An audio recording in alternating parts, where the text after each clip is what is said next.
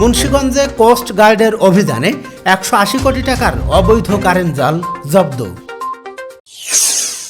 মুন্সিগঞ্জে প্রায় 180 কোটি টাকা মূল্যের অবৈধ কারেন্ট জাল ও সুতার রিল জব্দ করেছে বাংলাদেশ কোস্ট গার্ড। 24 জুন মঙ্গলবার বিকেলে কোস্টগার্ড মিডিয়া কর্মকর্তা লেফটেন্যান্ট কমান্ডার হারুন আর রশিদ এ তথ্য নিশ্চিত করেছেন। তিনি বলেন, গোপন সংবাদের ভিত্তিতে 24 জুন মঙ্গলবার ভোর 5টায় কোস্টগার্ড স্টেশন পাগলা কর্তৃক মুন্সিগঞ্জ সদর উপজেলার সিপাহী পাড়া সংলগ্ন এলাকায় কারেন্ট জাল তৈরির কারখানায় একটি বিশেষ অভিযান পরিচালনা করা হয়।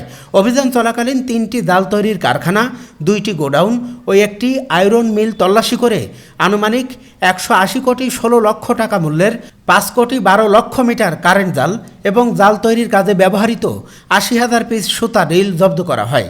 পরবর্তীতে জব্দকৃত জাল ও সুতার রিল মুন্সিগঞ্জ সদর উপজেলার সিনিয়র মৎস্য কর্মকর্তার উপস্থিতিতে বিনষ্ট করা হয়। তিনি আরও বলেন, দেশের আইনশৃঙ্খলা পরিস্থিতি স্থিতিশীল রাখতে বাংলাদেশ কোস্ট গার্ড 24 ঘন্টা টহল জারি রেখেছে, যার মাধ্যমে কোস্ট গার্ডের আওতাধীন উপকূলীয় এবং নদী তীরবর্তী অঞ্চলের আইনশৃঙ্খলা পরিস্থিতি ও মাদক পাচার রোধ অনেকাংশে উন্নত হয়েছে। মাদক পাচার রোধ কল্পে কোস্টগার্ড কর্তৃক ভবিষ্যতেও এ ধরনের অভিযান অব্যাহত থাকবে।